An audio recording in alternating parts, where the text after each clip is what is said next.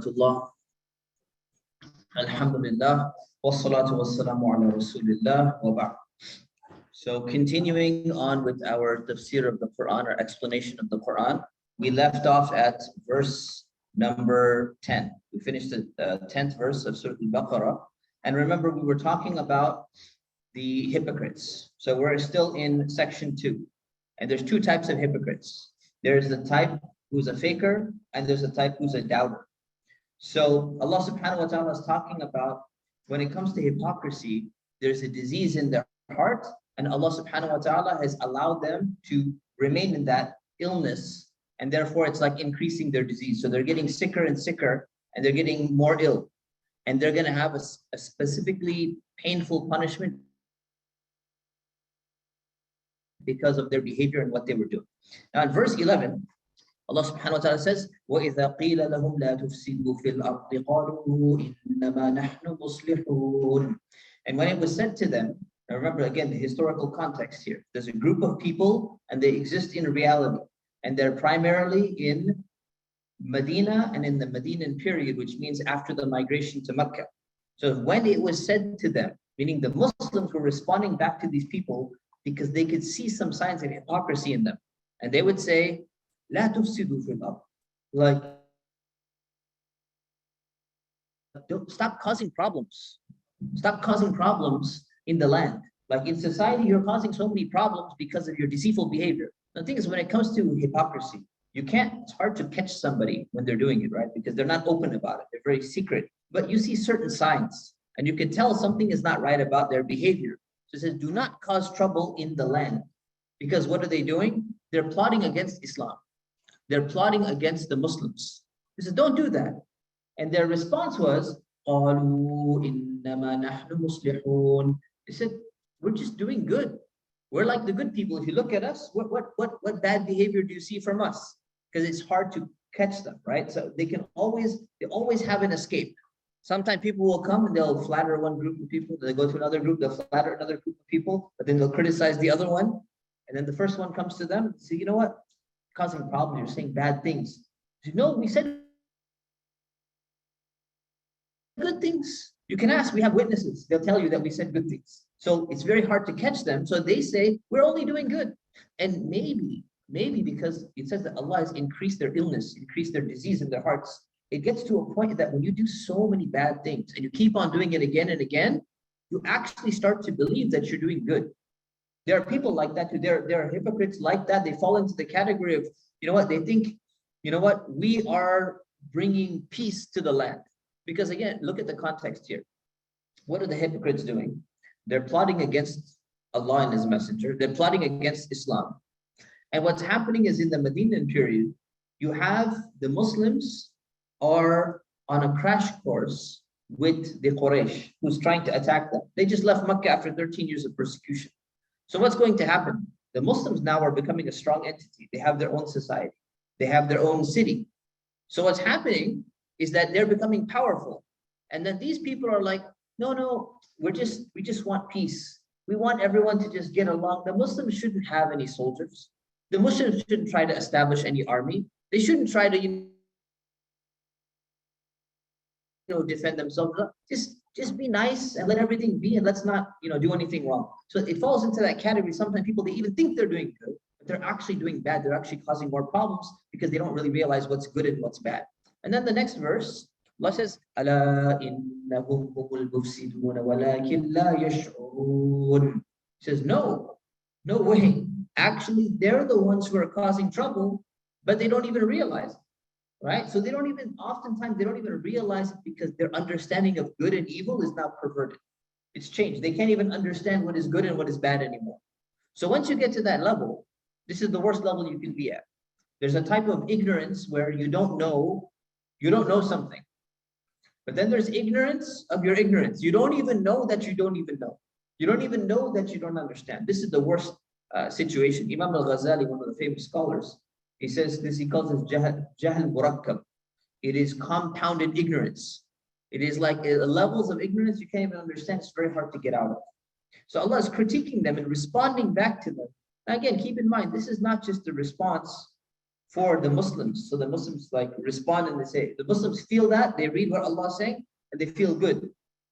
The Quran was a recited book, and it's being recited throughout Medina. It's being recited everywhere. So the hypocrites are the ones who are pretending to be Muslim. So they also attend prayers.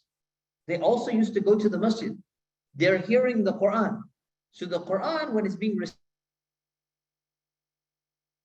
recited by the Prophet ﷺ or whoever else is leading the prayer, they're listening to the verses to help them to reflect, and they're thinking in their minds, you know what? No, we're not that bad. We're doing fine. And then Allah calls them out. No, you people are the ones who are causing problems. So now it should resonate in their minds. It lets them reflect. On the one hand, it helps the Muslims. But you know what? These people are very dangerous. Be careful of them. But these people are also among the Muslim ranks, and they're listening to the message of the Quran, and they're also reflecting in their own minds. So it could potentially affect some of their hearts, and maybe they're going to become softer and they're going to change. So this is the wisdom and the beauty of the Quran. And then Allah says, وَإِذَا قِيلَ لَهُمْ آمِنُوا كَمَا آمَنَ النَّاسُ قَالُوا أَنُؤْمِنُ كَمَا آمَنَ السُّفَهَاءُ. When it was said to them that you should believe the way the people have believed. Now the people, it says nas. Nas just means people. But what people are they referring to? They're referring to the Muslims who are living at the time. So who were the people who believed? So many people who believed in Islam. Abu Bakr, Ali, Khadija, later on there was, Umar. There were so many Muslims who had believed, and these are the people who are still in Medina, many of them. They're in Medina, and Allah is saying, why don't you believe like these people? Look what they're doing. There's nothing wrong with these people. These people are intelligent, they're smart, and look, they're praying sincerely, they're rightly guided. Become like these are the role models that you have in front of you. And what is their response? Their response is, قالوا أنؤمن كما آمن السفهاء. Are we going to believe like these fools have believed? They look at the Muslims and they say, these people are stupid. These people don't have any understanding. And what they usually do is they're not looking at the highest section of the Muslims. They're looking at the poor, homeless, a little bit on the lower class Muslims. Say, look at those people. We're not gonna believe like them. How could they believe? And this is the biggest mistake. This is what a lot of people do, is that when they want to discredit someone, they'll go and they'll look at, and there's nothing wrong with the lower class. In fact, sometimes the lower class of society were the most knowledgeable of Islam, right? But they'll go and they'll look and they say, look at these people. They have no noble lineage. They're not from a wealthy family. They don't have this society. They don't have this. They don't have that. Why should we believe like these people? These people there's nothing special about them. We're from the upper classes. We're from the educated people. We're from the elite. We're the intellectuals. We're the noblemen. So that was their mentality. And that's the mentality of all people, right? People who come from like a certain class, they have this classism built into them. So you know what? We're intelligent people. We're educated people. And they become snobbish. They think they're higher. And they're repeating the same mistake of arrogance that caused the downfall of the best of people, right? We're going to see that in the story coming up. So Allah responds, because they just called him foolish. They called him to be stupid. This is أَلَا إِنَّهُمْ هُمُ السُّفَهَاءُ وَلَكِنْ لَا يَعْلَمُونَ. Allah responds, says, no way. They are the fools, but they don't even know it. They don't even understand that they are the ones who are going to be fools. Because they're thinking, you know what? No, we don't want to believe like these people. We want to be intelligent like Abu Jahl and Abu Lahab. Both of these people died soon afterwards, right? They think people, the hypocrites like Abdullah ibn Ubay ibn Salul. He was one of the heads of the hypocrites. They go and they look at him, they go, you know what, that person is our role model. We're gonna act like that person. But no, Allah subhanahu wa ta'ala is saying, no, believe like these other good Muslims have believed. Don't fall into this trap. He says, you people are the actual fools. You don't actually understand what's going on. Because in the end of the day, Allah knows everything. So you think that you're tricking the Muslims, but actually you're fooling yourselves because Allah knows everything. So he calls them out. وَإِذَا لَقُوا الَّذِينَ آمَنُوا قَالُوا آمَنَّا. When they met those who believed, they said, we've believed. So when they go to the Muslims and the believers, Say, yeah, yeah, we're Muslims too. We have believed as well. وَإِذَا خَلَوْا إِلَى شَيَاطِينِهِمْ قَالُوا إِنَّا مَعَكُمْ إِنَّمَا نَحْنُ مُسْتَهْزِئُونَ. And then when they go and they're alone with their devils, right? A devil is somebody who is like a rebel, somebody who just wants to cause mischief, cause a lot of problems around. So it says these people, they're described as being shayateen. Now, when you say shaitan, it means the devil singular. When you say shayateen, it means plural. When you say ash-shaytan with the alif lam in front of it, it means the devil, referring to Iblis, referring to Satan, right? They're referring to one. But when you say it without the alif lam, without the da there, it's referring to anyone who's going to act in a very rebellious and sinful manner. But saying when they go to these people and is describing those people, their friends and their companions as being devils, said they said, we're actually with you, right? We were just mocking, we were just making fun of the Muslims. So what they're saying is, actually, I know we were over there and we were telling the believers, hey, we're with you, we're Muslims, we're going to pray with you, we believe in Islam. But then they go and they're secretly plotting against the Muslims. Now, even the people who they were plotting with, they need a reassurance. They said, well, wait a minute, hold on. We think you flipped over to the other side. We think you've accepted Islam. What if you really accepted Islam? I said, no, no, no. We know you got that information. You heard that we're with the Muslims now, but reality, we were just pretending. And then they would ask, why are you pretending, right? Like how can I trust you? Because the thing is, when you're two-faced, right? Even your own side cannot trust you. They don't know because you're so good at being tricky, you're not even sure. So they're thinking, well, why would you be with the Muslim? What was the point of that? They said, no, no, we were just mocking them. We're making fun of them by going and pretending like we're going to believe, and then we come back and we do something else. So this is very clever deception of theirs, and they have an intention. They're trying to undermine Islam. And one way to undermine it is to spy on the Muslims. Another way to undermine it is to pretend like you're a Muslim. And then later on you go, no, no, I don't agree with this. I don't agree with that. And you openly protest. And what's going to happen? It's going to plant doubts in the minds of other people. And they're going to be like, oh no, there's other Muslims who are doubting, or other Muslims who are challenging what the Prophet is saying. So now all of a sudden, other people are going to be like, oh no, maybe I should challenge it too. Maybe I should be thinking along those lines too. These are the most dangerous of people. Because if, again, like I mentioned last time, if you have an open enemy, an open opponent, at least it's very clear. Everyone understands this is our enemy. This person is against Islam. They're trying to undermine what we're doing. But then if you don't, you have someone who's secret. You don't even know when they're telling the truth, when they're playing around. They're way more dangerous than the others. Very similar to it's like our political situation today. Malcolm X, rahimahullah, may Allah have mercy on him, may Allah be pleased with him. He said something interesting. He talked about, the political parties of his day. This is, 60 years ago. He was saying, we don't have an alliance with either political party. He said, there's a type of person who sits there and smiles in our face. And then when we turn our back, they're plotting against us and stabbing us in the back. You go to the other party and at least you at least know that they're your enemy, right? And this is exactly, they say in politics, you have to play the game and people on certain issues and all of that. And this is what happens. Is the reality is when it comes to people who are in positions of power and authority and politics,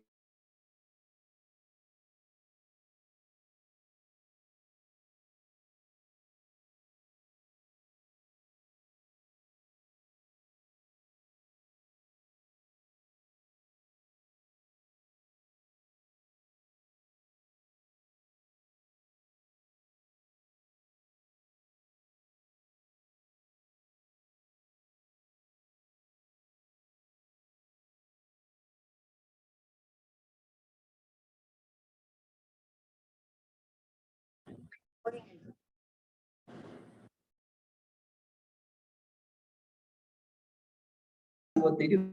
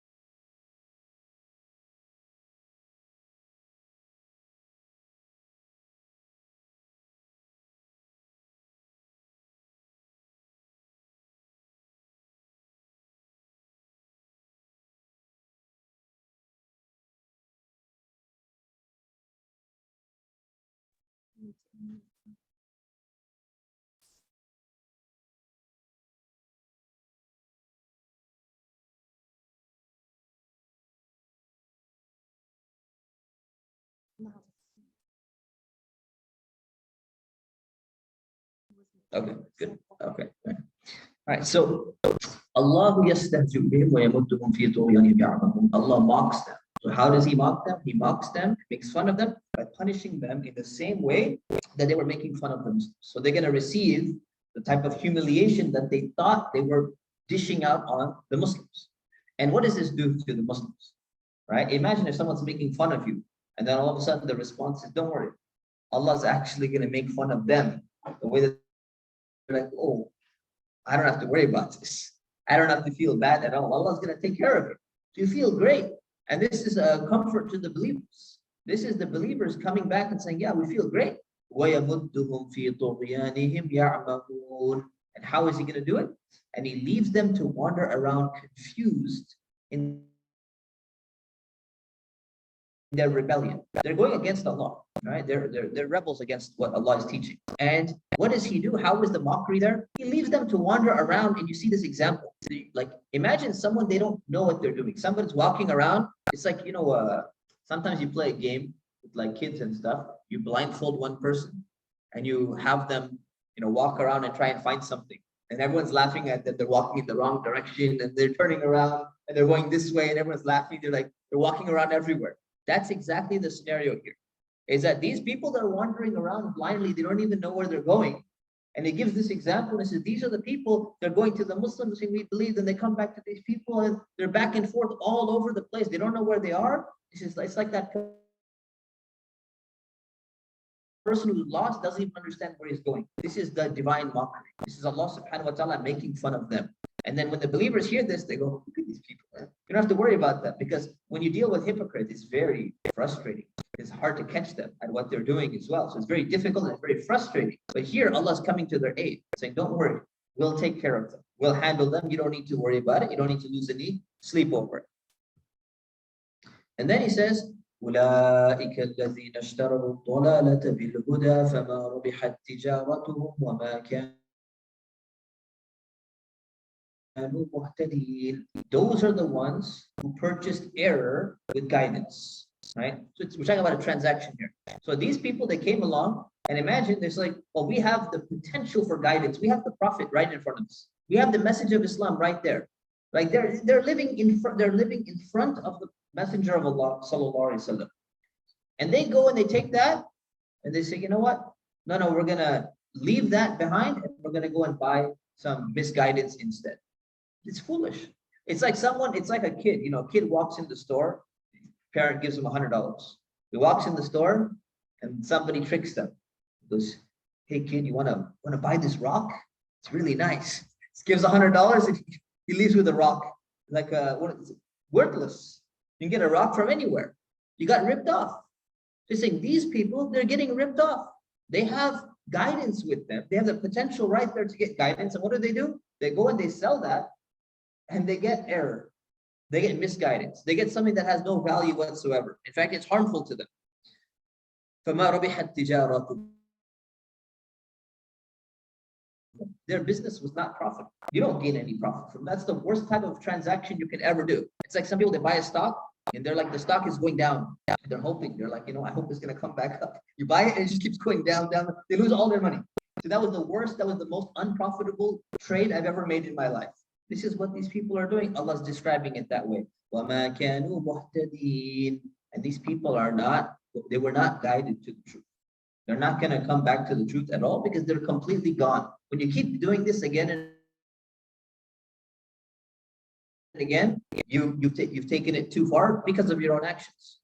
مثلهم كمثل الذي استوقد نارا فلما أضاءت ما حوله ذهب الله بنورهم. So now Allah gives an example. He says He's describing these people and saying how they're misguided and saying what they're doing wrong. Now He gives an example. He says their situation is like one who started a fire, somebody who kindled a fire. Now you have to understand, first of all, this example is very common to the people who are living at the time. All the time they're lighting fires. There's no electricity. When they would travel, they would be at nighttime, they would have to light a fire. So today, most people have probably never lit a fire in their life. They don't even know how to start a fire. But so it's like, this idea of like fire coming up or something like that, it's rare. At that time, every single person knew how to start a fire, and they understood what it feels like, right? When the fire opens up, and like when it's on a dark night, you're traveling somewhere, you light up a fire, you need to see your way. So it's an example which resonates with everyone at the time. So he says their situation, meaning the hypocrites who are wandering back and forth and they're playing be two-faced here. It's like the one who lit a fire, who started a fire. Now, who's the person who started the fire? The Prophet, peace be upon him. The scholars explain this is referring to the Prophet. Because what does a fire do? If you're on a dark night, it's really nighttime, there's very few stars out at night, it's hard for you to see, and all of a sudden somebody comes and lights a fire so that you can see around you now. So they've given you light, they've given you guidance. Now you're able to actually function properly. So this is the way we should be moving. So the Prophet came to Medina. A lot of the hypocrites, they're not the ones who migrated from Mecca. These are the hypocrites who are already living in and around Medina. So he comes to Medina and he lights this fire. He brings this light of Islam. And he says, فَلَمَّا أَضَاءَتْ مَا حَوْلَهُ. So once it lit up what was around him, right? Showing the truth of Islam, all these people in Medina start accepting Islam. Again, Mecca didn't have this. First 13 years, Mecca did not light up. Many people were rejecting the message of Islam. Comes to Medina, very quickly, people start accepting Islam. Every household has a Muslim in it within a very short span of time. So this message of Islam came to Medina and lit up the entire city, called Medina al-Munawwar, the enlightened city, right?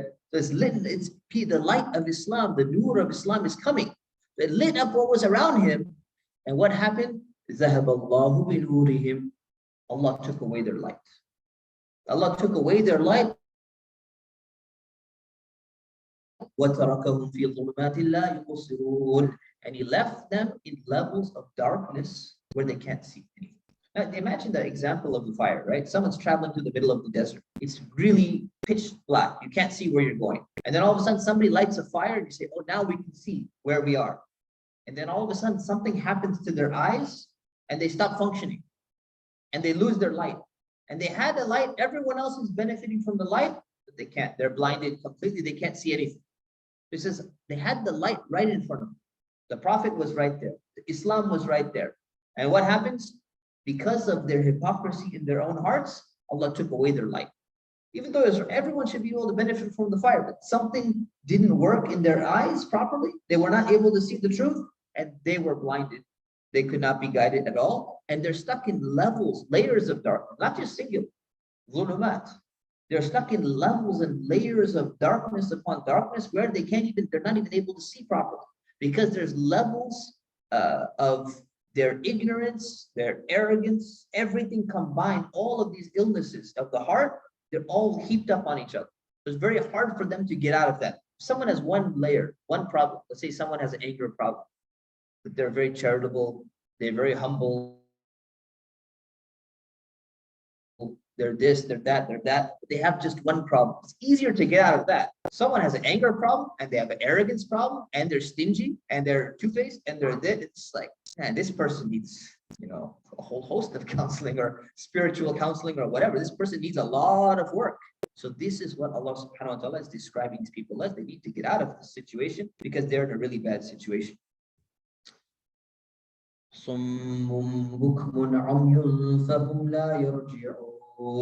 it says deaf, dumb. I like to actually use the word mute. I should retranslate this. But deaf, dumb, and blind, right? فَهُمْ لَا يَرْجِعُونَ. They're not going to return. So the detail, deaf to what? What can they not hear? They can't really hear the call of Islam. The words of the Prophet are coming. The Quran is coming. It doesn't resonate with them. It's as if they can't even hear. Bukmun, they cannot even speak the truth. Every time they speak, they're just telling lies. It's very hard for them to even talk, meaning to speak anything that's correct.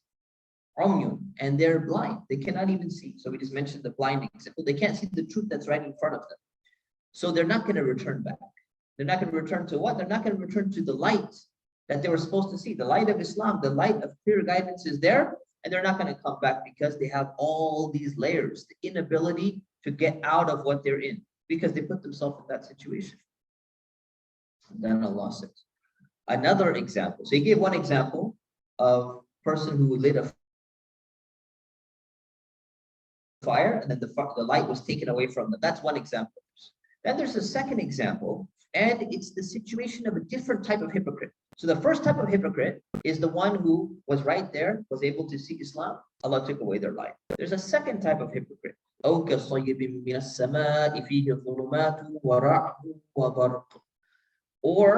like a rain cloud from the sky. So like there's a rain cloud coming from the sky. And this is the situation of another type of hypocrite. And the rain cloud is representative of the religion of Islam. Just like the one who's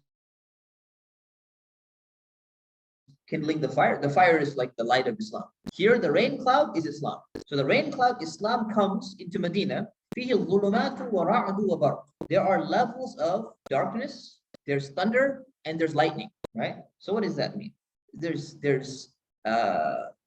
darkness, meaning there's problems that happen to the Muslim community. They go and they fight a battle. Sometimes they lose.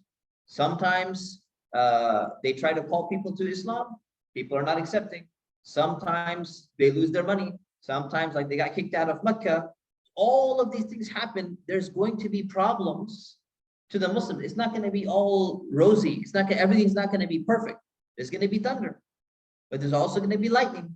There's also going to be some light, so you can see. There's going to be a mixture of good and bad. Things that scare you, things that are good for you, things that are bad for you. So you get all of these things. And then there's a second type of hypocrite who's kind of interested in Islam. And they're like, yeah, Islam is great. I love Islam. But you know what Islam has? Islam has its victories and it has its losses, meaning the message of Islam. The Muslims have victories some days. You have losses some days. Some days you're going to feel like you're on an iman high, you feel like you're the best Muslim in the world, and some days you're going to feel like you're the worst and you're going to be in depression and you're going to be down. There's ups and downs in Islam. So these people, what happens? It says, يَجْعَلُونَ أَصَابِعَهُمْ فِي آذَانِهِمْ مِنَ الصَّوَاعِقِ حَذَرَ الْمَوْتِ. They put their fingers in their ears from these loud thunderclaps out of fear of death because they can't handle the challenges that Islam is bringing. Sometimes there's going to be problems. Not everything's going to be perfect. Muslims will get made fun of. Sometimes you lose some money. Sometimes this will happen. And he says, no, we don't want that. And they're so afraid. They're so scared of the problems that some problems that Islam can bring in the general movement of Islam into their life. They say, no, I can't deal with that. It's too hard for me. I don't have the patience to deal with that. So he says, وَاللَّهُ مُحِيطٌ بِالْكَافِرِينَ. And Allah surrounds the disbelievers. Now keep in mind, these are the hypocrites still. These are not the normal Muslims who are wavering back and forth and saying Islam is hard for me and I feel like my faith is weak and then my faith is up and then my faith is weak. That's still a believer. We're talking about a group of people who say, I want to be Muslim when the Muslims are victorious and it's in my benefit and everything's going great. And then all of a sudden, when there's a loss and the Muslims are not looked at as good or they're not in a position of power or authority, I don't want to be Muslim anymore. I want to go with the other side. I want to switch to the other side. That's a wavering hypocrite who's back and forth. And then all of a sudden, Muslims are victorious. Oh yeah, you guys were good after all. I was with you the whole time, but you weren't. You were just with the side that's winning because you don't want to deal with the difficulties in life. And the reality is, this is something that happens to everyone. Whenever there's some kind of ideological movement that comes, you're going to find people in these categories. You're going to find people, I think I mentioned this last time, you're going to find people who are 100% dedicate their life and everything to that cause. Other people who dedicate their life against the cause. They're willing to sacrifice everything to destroy that cause. And then you find the people who are just waving back and forth. They say, whichever one is the most comfortable, I'm going with the comfortable position. This happened with communism. This happened with capitalism. This happened with different religions. It happened with different philosophies. It happens with everything. You're going to find people like this in every shape and form. And when it comes to Islam, which is the truth, at the end of the day, Allah subhanahu wa ta'ala is saying, yes, people do it for other ideologies and stuff, which are not even true. When it comes to Islam, there's going to be some sacrifice that you have to make. You have to, the first and most important thing that you do is you have to decide whether something is true in order for you to accept it. It's not about whether it's comfortable. It's not about whether it's beneficial. And this is a problem for many people, is that they look at Islam, and there's nothing wrong with looking at Islam. How can it help me in my life? Right? People are going through challenges in life. Many people who accept Islam. Some people going through drug addiction. They're going through alcoholism. And they say, you know what? I want to become Muslim because I know it's going to help me get out of the situation that I'm in. Many people accept Islam because of that. And it's not wrong for them to accept Islam because of that. That's a side benefit that they're getting. But that should not be the ultimate reason why you accept. It's about whether it's true or whether it's false. Otherwise, you could be like, you know what? I'm going to join this other program which can help me with my drug addiction. Even though I know it's 100% false, I'm going to accept it anyways. You don't do that. The first and most important thing Allah is asking you to do is accept Islam for being the truth that it is. And then you have to make sure you stick to it, even though there's going to be difficulties that come along your way. This is just the reality of how it is. And then Allah says, the lightning almost snatches away their sight. So it flashes on them, and it's like, lightning in a way, it helps you see. If you've ever been in a rainstorm and it's really dark, when the lightning comes, you can actually see where you're going. If you've ever been camping or something like that, I lived like in a forest for 3 years in France. So I know this situation very well. You're going somewhere and there's no lights anywhere. This is before we had phone flashlights and all that stuff. And then when it's a rainstorm, the lightning comes, lightning comes, and then you see the path in front of you and you can walk. And when it goes away, we stop. SubhanAllah, exactly what's being here, but inshallah, not in the hypocrite category here. But this is what happens. The scenario is actually known to people who've experienced this in their life. And at that time, people used to experience this a lot, because it's very dark. We didn't have, lights were not around, everywhere. So he said, whenever it flashes for them, they walk in it.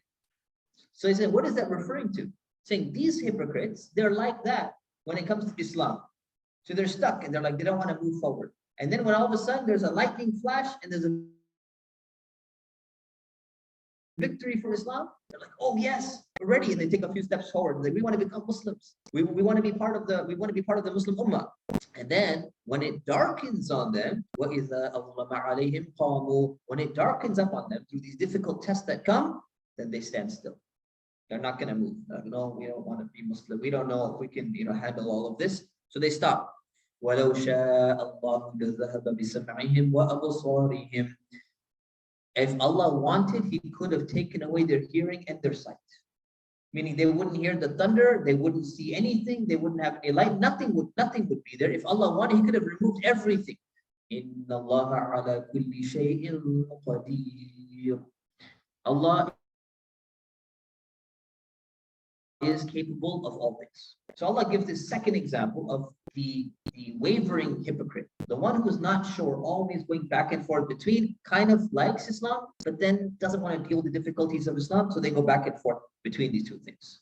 So these were the first the first two sections, actually. And remember, the first section was about belief. The first section was about this book and what is this book about. Right? It's about who are believers in this book, who are disbelievers in this book. Then the second section was about the hypocrites. And if you compare the two, you see that the section of hypocrites was much longer. It was much more in detail. And one of the scholars of early Islam, he said, the reason why Allah gave such a short description of the believers and the disbelievers, but such a long description of the hypocrites, is because these people are much more dangerous. And you need the Muslims needed a warning about the danger of these people. So inshallah, I'll leave it there and open up to questions, inshallah, for this section. Any questions? Itching your hair? False positive. There's no questions, it means it's either very clear or something else is going on. Yes.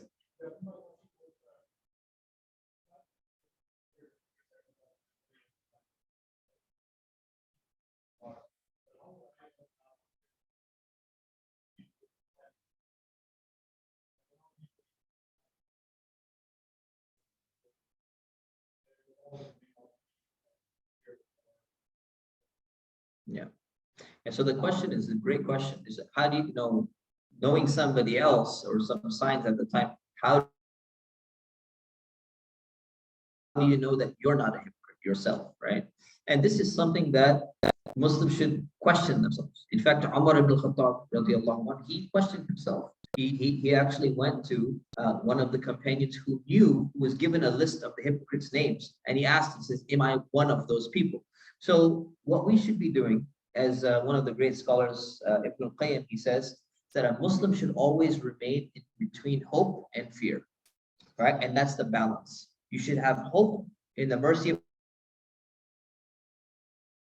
Allah, and you should have hope that, you know what, inshallah, I'm among the believers. But you also have a level of fear that says, you know what, maybe my intentions are not sincere, and you constantly keep renewing your intention. So keeping that balance is very, very important. And that's really the way forward. It's always having that balance in your life. And if you find yourself leaning towards too much on this way, then you lean the other way. You say, you know what, well, what if, let me renew my intention. Let me do something that's going to help prove my sincerity to myself. And if you find yourself getting too much on this way, you know, and I get questions from all people, they have certain kind of OCD, and they keep questioning everything about, you know, have I committed shirk? You know, I missed a spot in wudu. You know, am I a mushrik? You know, they ask weird questions like this. There's a level of like obsessive compulsive disorder that's there, a scrupulousness that's there. Those people need to flip on the other side and remind themselves that, you know, Allah is merciful. You have the best, you know, best opinion of yourself. You ask Allah for you know, firmness in what you do. So it's really about having that balance. How can we ever know? We're not going to know. We're going to know on the day of judgment. But what we can do is what we do, what we're able to do in this lifetime is to try to keep that balance and be on the right side of that balance. Other questions? Yes.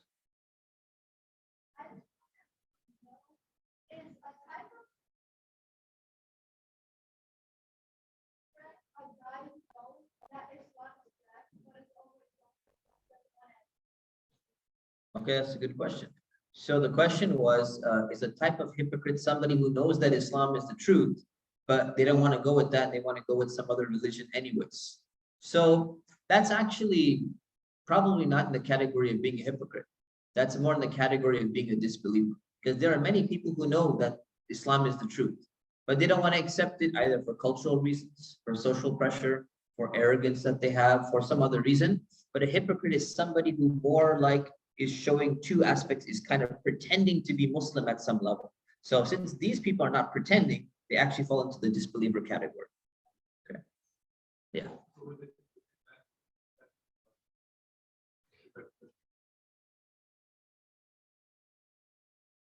Were the hypocrites accepted by the disbelievers?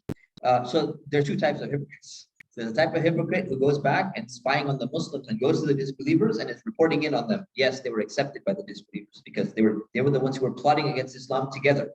Then there's the other type who's wavering back and forth themselves, and they don't even know for sure.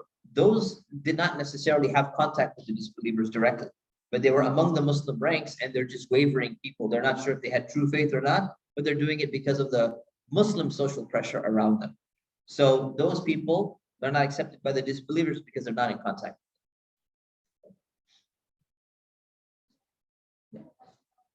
Okay. What is the best way to deal with hypocrisy? Okay, so let's start with what's not the best way to deal with hypocrisy. When Umar ibn al-Khattab was suspecting some people of being a hypocrite, and they were hypocrites, he took out his sword and he said, let's cut these people's heads off. And the Prophet ﷺ said, no, we're not going to do that because it's not going to be good for the message of Islam. Because what's going to happen is people are going to say, hey, look, you know, Muhammad is killing his own companions, right? It's going to look bad, number one. Number two, I mean, getting rid of them would not be a problem. But number two, the Prophet was a role model. And even though he was informed about many of the hypocrites who were living there, he knew that a time is going to come where he's not present anymore.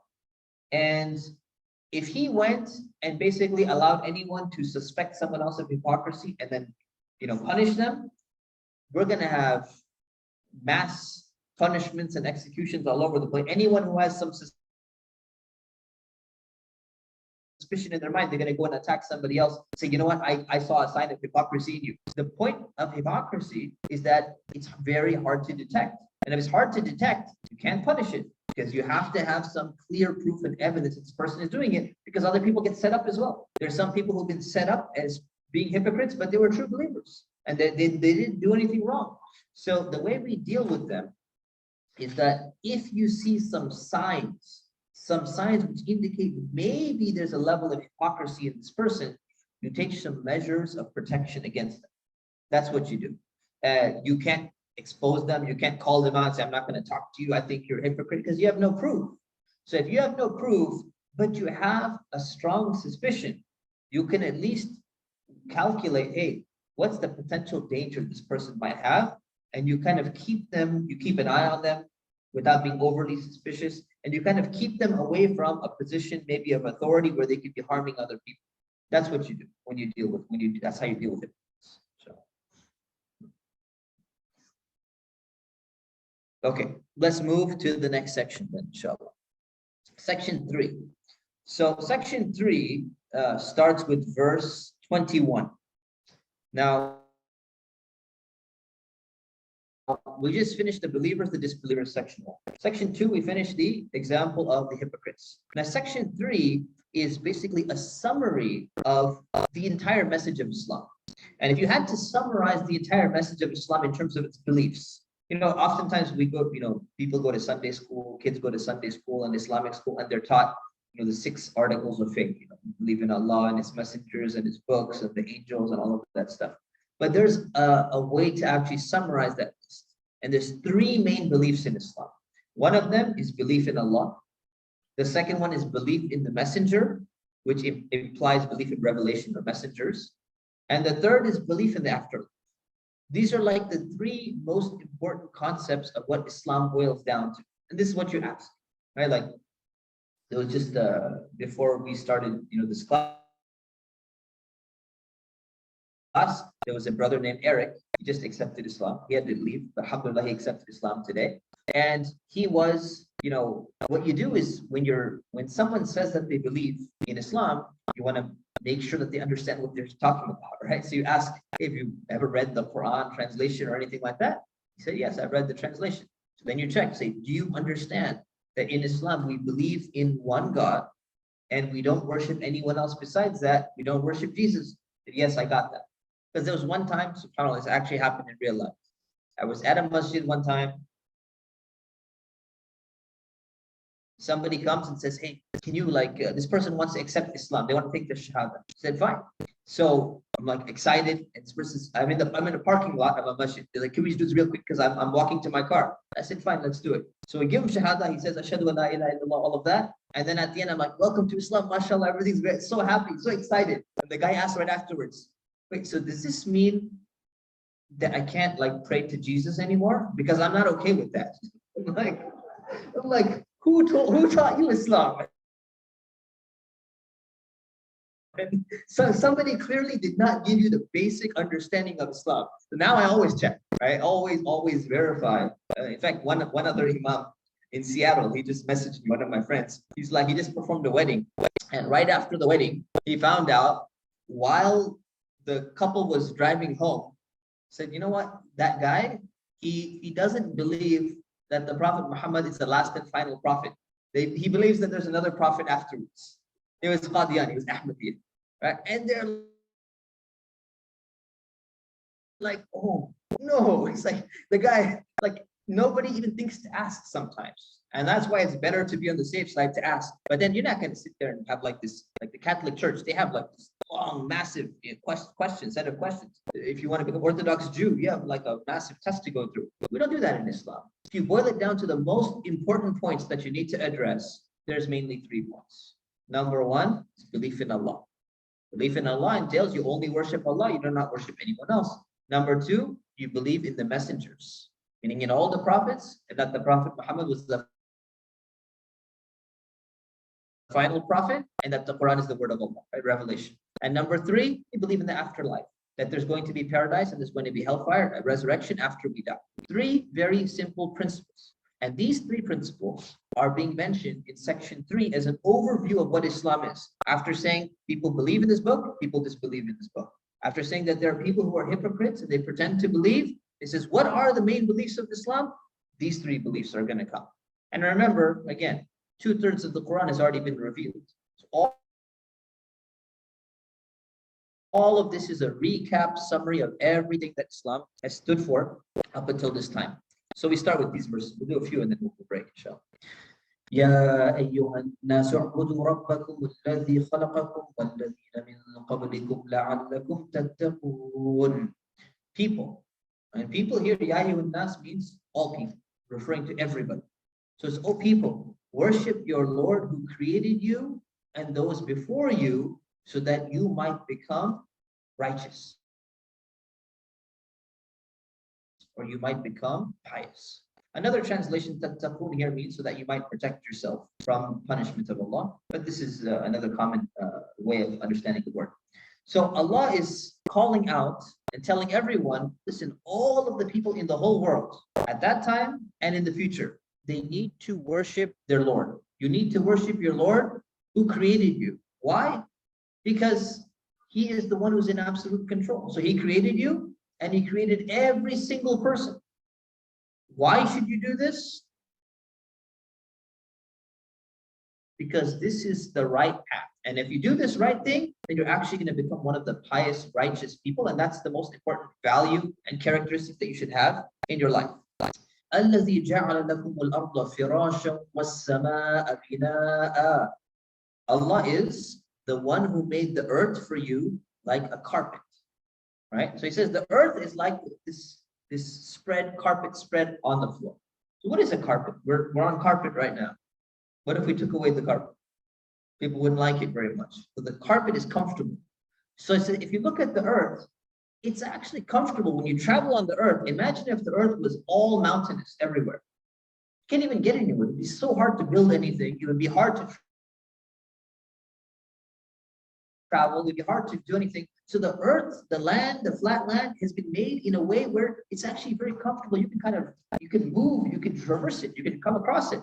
وَالسَّمَاءَ بِنَاءً. And He made the sky like a roof. It's like a protective canopy over you. And now we know that the ozone rays, layer is being, the rays of the sun are coming in and it's like harming us and all of this. This is a protection that Allah has put above us when it comes to the earth.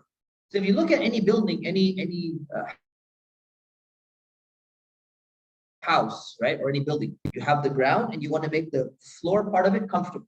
You want to put a roof over your head so it protects you from rain and extra sun and that layer of protection above you. وَأَنزَلَ مِنَ السَّمَاءِ مَاءً. So He says, and He sent down water from the sky so that you can benefit from it. So you get water to drink and to use and all of that stuff. فَأَخْرَجَ بِهِ مِنَ الثَّمَرَاتِ رِزْقًا لَكُمْ. And then He brought out crops from it, from that water, as food for you. So He gave you food as well. So think about these 4 things that Allah has given.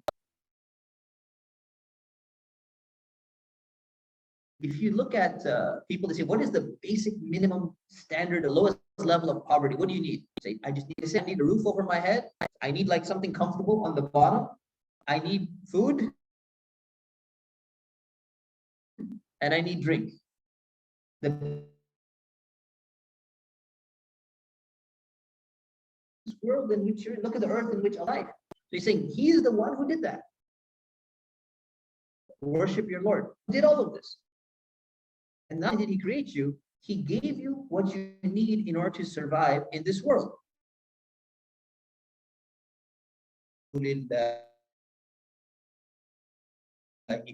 Don't set up any rivals. No. And so what do you mean while you know? While you know that no one, people worship statues, people gods, they worship, you